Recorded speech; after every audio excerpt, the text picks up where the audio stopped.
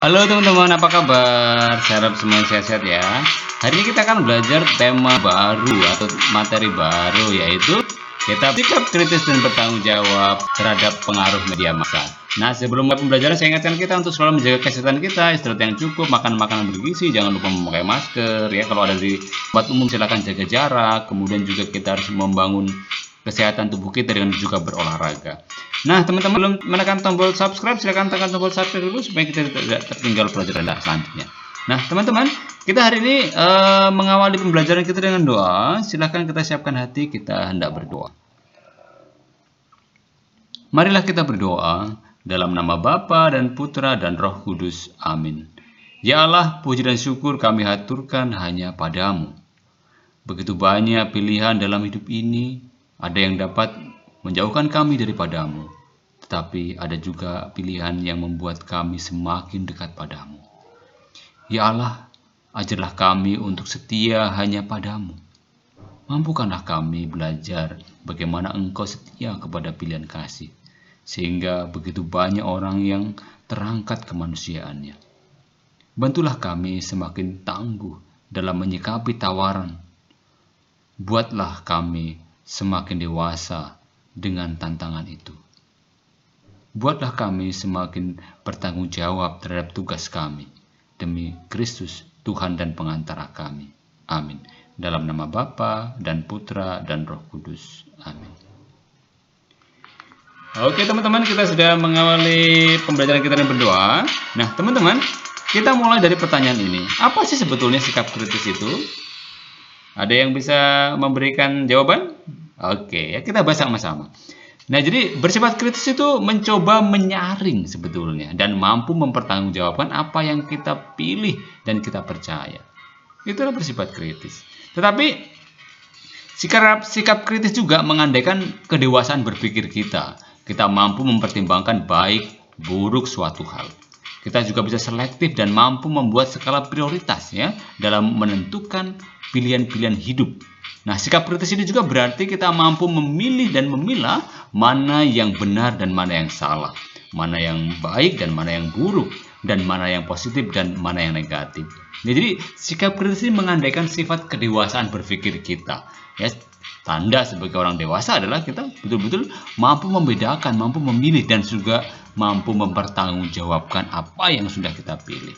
Nah, kemudian apa sih maksudnya bersikap kritis terhadap media?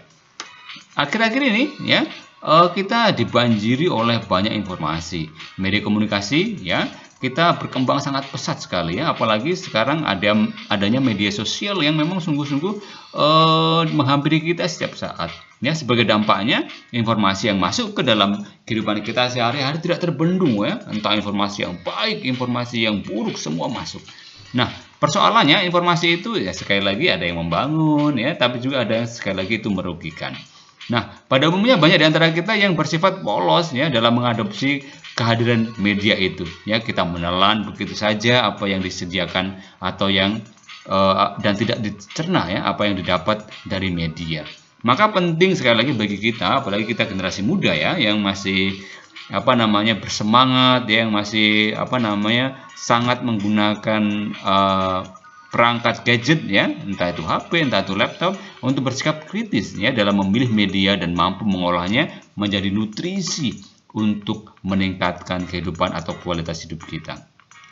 Nah, kita dituntut sekali lagi untuk bersikap kritis ya atas segala tawaran yang ada dan informasi yang diperoleh, entah itu media sosial, cetak ya, media elektronik yang lain ya. Supaya apa? Supaya kita betul-betul ya menjadikan media itu sebagai sarana sekali lagi memberikan nutrisi, memberikan asupan yang baik untuk kualitas hidup kita. Ya, kalau kita melihat kata media sendiri, media itu berasal dari bahasa Latin sebetulnya, tapi dalam bentuk jamak yaitu medium, yang secara harfiah berarti pengantara atau pengantar, dan dalam hal ini adalah pengantar pesan atau informasi. Maka teman-teman, kita sekarang sedang mengalami yang namanya revolusi informasi, perubahan yang sangat cepat tentang informasi itu. Karena itu ya berbagai kemajuan teknologi media, entah itu media cetak, elektronik ya, termasuk media sosial ya, ada Facebook, Instagram, Twitter, WhatsApp, Telegram, dan lain-lain sebagainya itu Kita terus terang kita akan dibanjiri oleh arus informasi yang melimpah ruah dan tidak henti, hampir tanpa saringan. Maka betul-betul kita diberi kesempatan untuk betul-betul bersikap dewasa, memilih dan memilah mana yang baik, mana yang tidak, mana yang benar, mana yang salah. Jadi tidak hanya informasi kita telan mentah-mentah, kita dapat informasi kemudian kita teruskan ke yang lain sehingga nanti menjadi berita hoax atau berita tidak benar yang tersebar. Nah, ini yang membahayakan bagi kita. Maka bersikap kritis seperti ini, ya, apalagi informasi-informasi yang kita dapat dari grup-grup WhatsApp misalnya atau grup-grup di Facebook misalnya, kita belum dibaca tapi sudah kita teruskan tanpa kita verifikasi, tanpa kita klarifikasi dulu. Nah, ini yang menjadi tugas kita sebetulnya sekali lagi sebagai generasi penerus bangsa yang betul-betul peduli terhadap terhadap nilai-nilai kebenaran itu.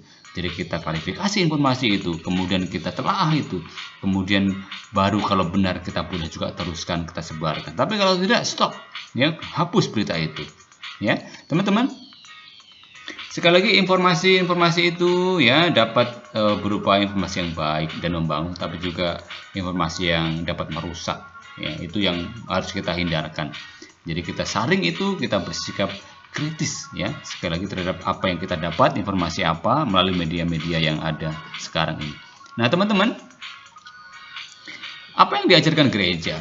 Nah, gereja itu memiliki sebuah dokumen ya, dekret yang berjudul Inter Verifica ya tentang komunikasi sosial. Nah, pada artikel ke-9 menegaskan kewajiban khusus mengikat semua penerima, yakni para pembaca, pemirsa, dan pendengar yang atas pilihan pribadi dan bebas menampung informasi-informasi yang disiarkan oleh media itu. Sebab cara memilih yang tepat meminta supaya mereka mendukung sepenuhnya segala sesuatu yang menampilkan nilai keutamaan dan pengetahuan. Nah, sebaliknya, hendaknya mereka menghindari apa saja yang bagi diri mereka sendiri menyebabkan atau memungkinkan tumbuhnya kerugian rohani atau yang dapat membahayakan sesama karena contoh yang buruk.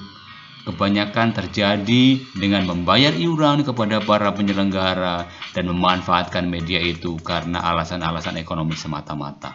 Nah, maka supaya para penerima itu mematuhi hukum moral, hendaknya mereka jangan melalaikan kewajiban untuk selalu mencari informasi tentang penilaian mengenai semuanya itu yang diberi oleh instansi-instansi yang berwenang dan untuk mengikutinya sebagai pedoman menurut suara hati yang cermat untuk lebih mudah melawan dampak-dampak yang merugikan dan mengikuti sepenuhnya pengaruh-pengaruh yang baik sehingga mereka berusaha mengarahkan dan membina suara hati mereka. Jelas ya ajakan gereja ini ya.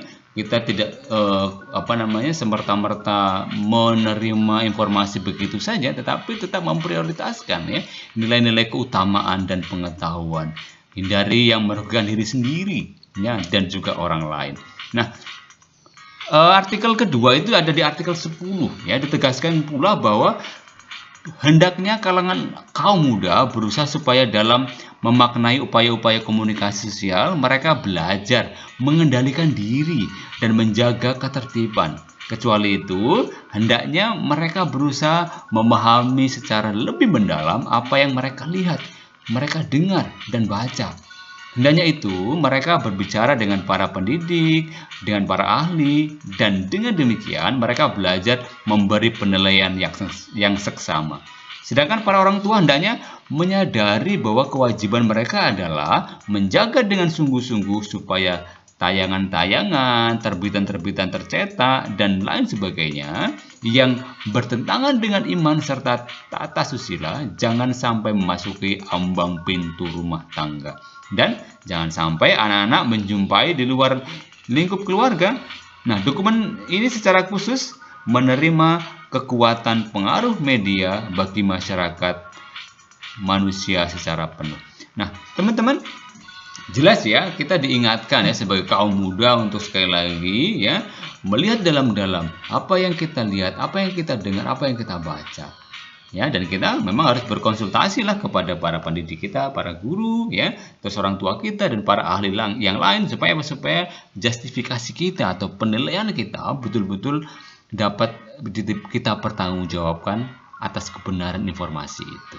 Nah, teman-teman, itulah yang diajarkan gereja ya dari dokumen atau dekrit tentang komunikasi sosial melalui intermerifika ini ya. Jadi gereja betul-betul ingin mengarahkan kita semua untuk betul-betul menerima informasi, menerima berita itu dengan sebaik-baiknya. Jangan sampai berita itu menjerumus kita, merugikan kita ya, bahkan nanti sampai merugikan orang lain. Nah, teman-teman terkasih, apa sih pengaruh positif dari teknologi media itu? Nah, tentu teknologi media mendekatkan manusia yang satu dengan manusia yang lain. Ya, ia dapat mendekatkan pikiran dan relasi kita. Pikiran dan relasi kita menjadi lebih terbuka kepada orang lain, kepada bangsa lain, budaya lain, dan sebagainya. Ya, jadi jelas ya, menghubungkan, lebih mudah mendekatkan kita sama manusia. Yang kedua, teknologi media dapat membuat kita terlibat pada peristiwa di belahan bumi yang lain, ya. Misalnya kita terlibat dalam gempa bumi di Aljazair yang di tempat lain, ya. Virus corona sekarang ini, ya. Kemudian virus SARS di Cina, terus Piala Dunia dan lain sebagainya. Jadi kita bisa juga terlibat dalam peristiwa-peristiwa yang ada di belahan bumi yang lain. Kemudian yang ketiga, yang lain, teknologi media menjanjikan mutu dan pola pemberitaan yang semakin menarik. Ini keuntungannya. Jadi pemberitaan lewat satelit misalnya dan jaringan internet yang semakin semarak ya, semakin banyak, semakin mudah. Teknologi media dapat menyajikan gambar dan suara yang lebih canggih seperti musik stereo, gambar 3 dimensi dan lain sebagainya. Itu merupakan pengaruh positif teknologi media yang sekarang ini. Nah, teman-teman, media yang ada pasti memiliki pemilik atau sponsor dari media itu. Maka apakah pengaruh dari pemilik atau sponsor media itu? Jelas ya bahwa manusia, entah pemilik media, entah sponsor, entah lembaga negara, entah masyarakat dan gereja, dapat menggunakan media untuk menciptakan perhatian dan keprihatinan umum tentang sesuatu masalah di belahan bumi, seperti masalah COVID-19 ini, masalah AIDS, ya, masalah narkotika, pembunuhan massal oleh suatu pemerintah otoriter, dan lain sebagainya. Dia membantu menciptakan keprihatinan. Itu salah satu dampak positif juga ya. Kemudian, media dapat digunakan untuk memberi informasi, membentuk opini umum yang baik, dan juga untuk mendidik. Nah, media dapat digunakan untuk membela keadilan, kebenaran, dan sebagainya. Ini sisi yang lain. Nah, teman-teman, yang ketiga, media dapat juga digunakan untuk sarana hiburan, ya misalkan hiburan musik, ya tari atau sinetron dan sebagainya. Ya, ini merupakan pengaruh-pengaruh dari sponsor atau pemilik media. Nah, teman-teman, adakah pengaruh yang tidak disadari dari media? Tentu ada. Apa saja sih? Ya, sadar tidak sadar, media sudah membentuk budaya baru. Kaum muda adalah masa yang terlibat penuh dalam budaya baru ini. Nah, sadar atau tidak sadar, media telah mengubah cara pikir kita tentang hidup, tentang budaya dan sebagainya. Jendela dunia terbuka lebar bagi kita. Ya, jadwal hidup kita, ya, kerja kita menjadi tidak teratur, ya. Banyak waktu tersedot untuk menonton, ya, mendengarkan siaran media. Komunikasi antar pribadi dalam keluarga jadi berkurang karena pengaruh media. Kita bisa lihat misalkan karena handphone, ya, kita jadi jarang berkomunikasi. Kemudian kecanduan dan keterlibatan pada kekerasan, pada seks bebas sering ada hubungannya dengan siaran TV atau chatting di internet atau HP, SMS, WhatsApp. Nah, dan arus urbanisasi sering disebabkan juga oleh tayangan yang glamor tentang kehidupan kota. Inilah merupakan juga dampak yang mungkin tidak disadari atau dampak negatif dari tayangan atau media. Apa pengaruh negatif yang disebabkan oleh teknologi media? Media telah membangun kerajaan dan kekuasaan yang sangat kuat. Siapa yang memiliki media, dialah yang kuat dan berkuasa. Media dunia utara menguasai dunia selatan. Kota menguasai desa. Pihak yang kuat dan kaya menguasai yang lemah dan miskin. Ya, kemudian media menciptakan budaya baru yang gemerlap, budaya asli dan lokal perlahan-lahan bersingkir. Itulah pengaruh negatif yang perlahan-lahan mulai memasuki kehidupan kita. Teman-teman, apa pengaruh negatif yang disebabkan oleh pemilik dan sponsor media? Tadi ada beberapa sudah saya sebutkan. Jadi media adalah bisnis, ya, supaya bisnis dapat laku maka digalakkan semangat materialisme, konsumerisme, dan hedonisme. Nah, lewat media dapat dibangun persepsi yang salah tentang kesejahteraan. Kesejahteraan berarti memiliki materi sebanyak-banyaknya.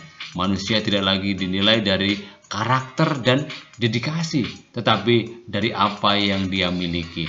Rumah, mobil, uang, dan sebagainya. Seperti yang dipromosikan pada iklan-iklan di media, seperti tayangan-tayangan yang ada di media, sinetron, dan lain sebagainya. Nah, lewat media dapat diciptakan stereotip tentang tokoh kecantikan, mode, dan sebagainya yang akan ditiru oleh khayalak ramai. Misalnya mode rambut, jadi rambut yang baik itu rambut yang seperti ini, sementara rambut yang lain tidak baik. Atau mode pakaian seperti ini yang baik, sementara pakaian yang lain itu tidak. Dan lain sebagainya, begitu cepat ditiru. Nah, lewat media dapat diciptakan sensasi tentang seks, kekerasan, dan horor yang mungkin sangat disenangi oleh penonton. Nah, pemilik, penguasa, dan sponsor media dapat melakukan berbagai rekayasa dan trik demi kepentingan bisnis dan politiknya. Ini mungkin kita juga bisa lihat di media-media mainstream kita, ya, di televisi dan lain sebagainya. Jadi kita bisa lihat itu ya sebagai pengaruh negatif dari sebuah media dilihat dari pemilik atau sponsor media itu. Nah, teman-teman, kita sudah mengakhiri pembelajaran kita, ya, kira-kira pengaruhnya seperti itu, ya. Jadi dari sifat-sifat kritis kita, sikap-sikap kritis kita, memang kita bisa melihat bagaimana mencermati itu sehingga kita tidak sampai pada masuk ke dalam dampak negatif dari sebuah media, teknologi media itu. Oke teman-teman, terima kasih pembelajaran hari ini sudah selesai. Kita akan akhiri pertemuan kita dengan doa. Saya harap pertemuan ini sungguh bisa membantu kita, penjelasan saya walaupun mungkin tidak jelas, paling tidak membantu sedikit dalam pemahaman kita untuk bersikap kritis terhadap media yang saat ini sedang terus berkembang sangat pesat, sangat cepat gitu. Mari kita akhiri pertemuan kita dengan doa. Kita siapkan hati, kita akan berdoa. Marilah kita berdoa dalam nama Bapa dan Putra dan Roh Kudus. Amin. Kita akan mendaraskan Mazmur 95. Marilah kita bersorak-sorai untuk Tuhan, bersorak-sorai bagi gunung batu keselamatan kita. Biarlah kita menghadap wajahnya dengan nyanyian syukur, bersorak-sorai baginya dengan nyanyian mazmur. Sebab Tuhan adalah Allah yang besar dan Raja yang besar mengatasi segala Allah. Bagian-bagian bumi yang paling dalam ada di tangannya. Puncak gunung gemunung pun kepunyaannya. Kepunyaannya laut, dialah yang menjadikannya, dan darat, tangannya lah yang membentuknya. Masuklah, marilah kita sujud menyembah, berlutut di hadapan Tuhan yang menjadikan kita. Sebab dialah Allah kita, dan kitalah umat gembalaannya, dan kawanan domba tuntunan tangannya. Pada hari ini sekiranya kamu mendengar suaranya, Janganlah keraskan hatimu seperti di Meriba, seperti pada hari di masa di padang gurun. Pada waktu nenek moyangmu mencobai aku, menguji aku, padahal mereka melihat perkataanku. 40 tahun aku jemu kepada angkatan itu, maka kataku, mereka suatu bangsa yang sesat hati, dan mereka tidak mengenal jalanku. Sebab itu, aku bersumpah dalam murkaku, mereka tak akan masuk ke tempat perhentianku. kemuliaan kepada Bapa dan Putra dan Roh Kudus, seperti pada permulaan, sekarang, selalu, dan sepanjang segala abad. Amin. Dalam nama Bapa dan Putra dan Roh Kudus. Amin. Terima kasih anak-anakku sudah mengikuti pelajaran dari awal sampai akhir. Sebagai penutup, saya minta kalian untuk mengerjakan ini. Yang pertama, jelaskan apa yang dimaksud dengan bersikap kritis terhadap media. Tadi jelas ya, sudah saya jelaskan juga. Jelaskan dampak positif serta negatif dari penggunaan alat teknologi informasi serta pada era digital saat ini. Kemudian yang ketiga, jelaskan pandangan gereja terkait tentang media massa ya, berdasarkan dekrit Konsili Vatikan kedua tentang komunikasi sosial, yaitu Inter Mirifica artikel 9 dan 10. Jadi sudah jelas ya, artikel 9 tentang apa, artikel 10 tentang apa. Kemudian yang keempat, tuliskan contoh sikap kritis terhadap media massa ya. Yang sudah saya contohkan tadi ya, misalkan kalian menerima berita di WhatsApp ya, atau di Instagram atau di Facebook. Nah, itu klarifikasi dulu, dikritisi dulu. Kemudian kalau benar boleh diteruskan ya. Kadang-kadang yang menjadi persoalan kan kita terima, kemudian kita tidak verifikasi, kita teruskan saja. Nah, itu yang jadi persoalan. Oke teman-teman, terima kasih sudah mengikuti pembelajaran kita. Silakan nanti kumpulkan hasilnya kepada Bapak Ibu guru. Oke, terima kasih. Sekali lagi, Tuhan menginginkan kita untuk menjadi generasi gereja yang memang bersikap kritis, mampu memperjuangkan nilai-nilai kebenaran. Nah, teman-teman, sampai ketemu di video pembelajaran berikutnya. Yang belum tekan tombol subscribe, silakan tekan tombol subscribe dulu supaya kita tidak tertinggal pelajaran-pelajaran kita selanjutnya. Bye-bye, Tuhan memberkati. Sampai jumpa di video pembelajaran berikutnya.